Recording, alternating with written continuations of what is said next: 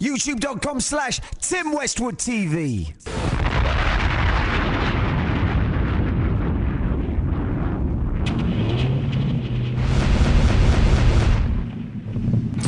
Turn your radio up. Turn your radio up. Understand who's number one in the UK? Tim Westwood. Yeah, baby. Yeah. You know where the flavor is going down. What up, cuz? What up, blood? What up, Westwood? What up, Westwood? What up, blood? What up, cuz? What up, blood? What up, Westwood? Your eyes is gonna whirl around in your head, and you're not gonna believe what you just saw. Gee, you net! You know who it is. The boy Wonder. Lloyd Banks, you heard me? Southside Prince. Westwood. Lloyd Banks, kid. Yeah! I'm finna tear the house down, you know what I'm saying? Yeah. Rocking with the best. Lloyd Banks. Yeah! It's Tim Westwood TV. Understand what's about to go down. My man Lloyd Banks, G-Unit, up in the spot, Yeah. in the building. Now, we're sitting here on exhaust pipe furniture, baby. Furniture made out of exhaust pipes with mufflers and silencers. Yo, this used to be a muscle car, baby, and I'm sitting in it as a couch. Now, your uncle was a welder. Yeah, he was a bunch of things, mechanic, all kind of stuff. Okay. My uncle used to make like giraffes and dinosaurs and all kind of stuff and have it in my yard. Now, was that a little embarrassing? Very much so, Exactly. considering I'm from the hood for one, and for two, you know, that was a hobby and a talent that nobody else appreciated at that time. It was like walking past Great Adventures or something. The zoo, damn near. So, you're deep in the hood, Yeah, Queens, Killer Queens, yeah, man. and in the backyard, you've got exhaust drafts and dinosaurs, kid. I mean, it must have really... I mean, was what did 50 have to embarrassing, say man. about it? I mean, they didn't really care too much because, you know, him and probably along with a lot of other people, they used to just stash their cracks and shit up in Exactly, there. exactly. You know, so your uncle was really making giraffe stash boxes. Yeah, he pretty much did, man. For the ones that it can be reached, man, it was pretty embarrassing, man, to this day. Oh, man. Now, talking about the crib, are you where you live now? Now I have a spot in Long Island now. Okay, And cool. a spot in Manhattan as well. So yeah, Yeah. I Now- haven't moved out of New York yet. Yeah. Now, where is the studio? In my house In in Long Island. Long Island. Now, you record the album. You're very tied into recording in Yeah. the crib. Why is that? You know what? I think it's, well, that's where we start off as kids writing. You start off in your home, Yeah. you know, and it's funny because my whole first album, I wrote it, most of it outside of the country, but most of the thoughts came, you know, from me sitting on my stoop, you know, so I think that it was a point where I couldn't write raps unless I was in my room that I grew up in. And so with that being said, you know, I just felt like that was the best place. And I wasn't really a fan of, you know, the city because, you know, I was riding dirty, you know, so taking that risk just to go to the studio would be a dumb reason to get locked up because you was going to the studio and you got to ride around with your pistol or even just smoking weed and stuff. So I'd rather just all have that there already, you know what I'm saying? Exactly. Just keeping the crib. Yeah, man. So I lights the smoke, I ain't got to beat. worry about Yeah, nothing going just crazy. chill. You Yeah. know, just chill my own Yeah. studio and I, you know, I recorded the whole album there and it cut recording costs by probably a couple $100,000. Yeah, really.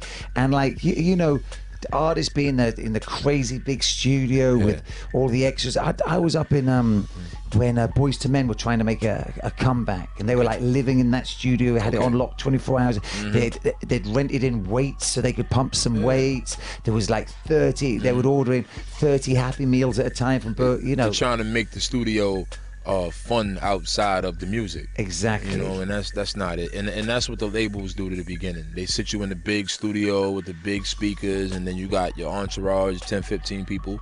You're ordering all them cheeseburgers and fries. Exactly. Before you know, you spend $1,000 before you even started recording. Exactly. Before you've even got that hit off the tape. We recorded the whole Beg for Mercy album on a tour bus. Exactly. In a bathroom.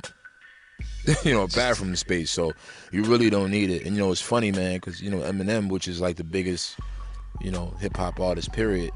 When I went to play him my album, you're thinking you're gonna hear it on the big crazy speakers that he has, but he'll go out into the car. We go into the car on his Benz and we listen to it, on the smaller speakers. Yeah. To this day.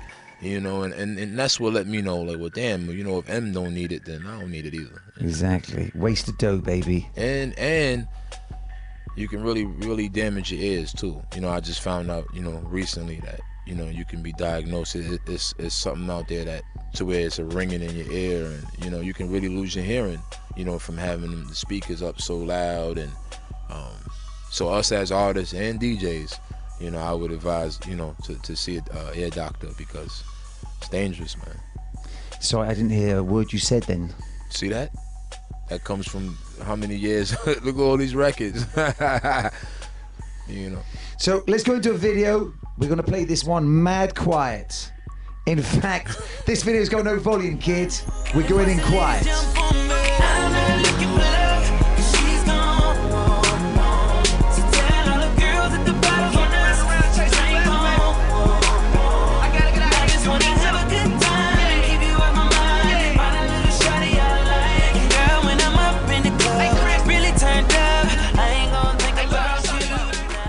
Yo, Tim Westwood TV. We're chilling at the crib. Yeah. This is the spot. Got the records on the wall. A few joints ringing off. Yo, records. Do people even know what a record is? Man, do you own a turntable? No. But we grew up in an environment like this. I know a DJ right now, but that we started. Me and 50 also started rapping. We used to just have the mic and. It sound like in the 80s when you do play it back, and all we had was records and stuff like that. Exactly. So I'm pretty sure he would appreciate this. I don't even know where to buy a CD nowadays. It's crazy. If I ain't downloading, it ain't happening for me. And the man. record stores, like a lot of legendary spots like Hot Wax and all Fat gone. Beats. It's all gone. Man. Fat Beats gone. How do you knock down Fat Beats? To replace it with what? White Castle? I don't understand. Seriously. I've got more use for a burger right now than a piece of vinyl. I like my platters off the grill, not off the turntable. That's how I feel about it. I mean, every joint you see here, put it on a hard drive, tuck it in my back pocket, I'm good. That's crazy, man. Yeah. It was good decoration and good soundproofing. Good soundproofing. Neighbors don't complain. There's all this cramp in here. I mean, all of this, baby, I lug this. I lug this vinyl everywhere, baby. Crates upon crates.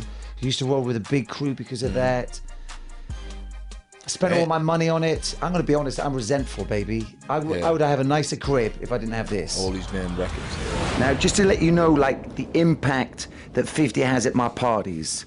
So at the front of the stack, we've got the 250 albums, Get Rich or Die Trying, 2 of them. As you can see, they're pretty busted. You know what I mean? We play a lot of joints off there, man. Like, we play a lot of joints. If you look at the vinyl, you can see, like, it's kind of destroyed. You know what I'm saying? We ain't playing with this. We be throwing a lot of joints on. And that's what we always start the party with. Then when we get further down into the party, we get into a 50 set, which starts about here, and it goes all the way back. 21 Questions, PIMP, Stunt 101, Popping Them Things, Magic Stick, you know what I mean? And, before we get into the section of Warriors and On Fire by Lloyd Banks, you know what I mean? So, we are pretty G-Unit out, because this is where hip-hop is at. What's crazy is, one of my homeboys who we started out rapping with, he was a DJ, and we would use the record crates to put the stash the pistols in. That's how we used to get him into the club. Exactly. You can't get it in exactly. What's it, a Serato? Exactly. He was using that. I was using that for the bottles of champers. He took pistols. I took champagne. I might have got it right. Yeah, for sure.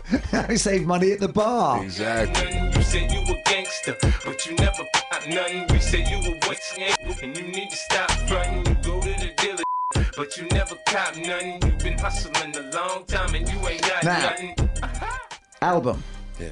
Why did you call it what you called it? Well, I titled the album "The Hunger for More Part 2." HFM2 for short. Just basically because when I dropped the record Beamer, Benz, and Bentley, you know, I felt the energy that I haven't felt since my introduction. Yes. Through the club and the street, you know, and the record just grew organically, and it had an ignorance to this record. Crazy. When On Fire dropped, it was like, you know, On Fire, it was more like, it was cool for the masses, but this one had an ignorance, like, nigga, it was like, my jeans are never empty, bitch. It was just, you know, had that raunchiness to it, and it was the hood favorite. Beamer, Benz, a Bentley. Beamer, Benz, a Bentley. Beamer, Benz, a Bentley. My jeans are never empty, bitch. So I felt like, oh, smash, baby. Why not name it? You throw that on as a DJ, that's the difference between a party which is hood and ripping and a party which is moist. That was the decider one. If your party was hot, that would be ripping. This is heavy, new Bentley, color vanilla and cherry. Andretti on Pirelli, make a movie. We need to go in Beamer, Benz, a Bentley. Beamer, Benz, a Bentley. Beamer, Benz, a Bentley. My jeans are never empty. I'm fresh, I'm fly, I'm so damn high. More than 500 horses when I roll by. It was definitely the record of the summer Yes. for more than one reason. You know, it was big in the neighborhood. It was big all over the world, and it also equated to finances. You know, it's one thing to have a big record. This record was actually, it's documented. You know, we're pushing towards 700,000 units independent. You know, so it's amazing. That's paper, baby.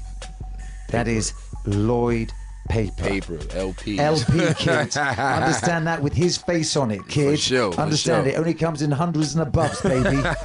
G notes. Now, we are so hood, you could hear someone just flush the toilet there. We're keeping it local right now. Yeah. Let's get into Beamer, Benz, and Bentley. Yeah. Of the three, Benz. Yeah, at the moment, yeah, Benz. I had 2 Bentleys, and the thing is, you know, when you buy cars that, you know, these are machines now. You know, they're mechanical and they shut down. They got recall. The same way if you buy a phone, sometimes you might got to return it. So, or a computer. That's what happened. And my Bentley is cut off for me like 3 times, and I didn't have no license. So imagine just being in the middle of the street and hours down on you. Now I got to get out the car and act like I'm waiting for the owner to come back because I didn't have a license. That's a mess. Yeah, so I stuck to the Benz and the Beamer also. I had all 3, but I wrote Beamer, Benz, and Bentley in my Benz, in my S63. Yeah. So it felt like you were leaning for the Benz. Most definitely. It felt that the Benz was the correct lean for you. Not that they're gonna give me anything for it because them dudes don't need it, but you know. Yeah, I always find that annoying, mate. Yeah, I can't even get free chicken in this town. Let's get into it, baby. Beamer, Benz, a Bentley. Beamer, Benz, a Bentley. Beamer, Benz, a Bentley. My jeans are never empty, bitch. YouTube.com/Tim Westwood TV.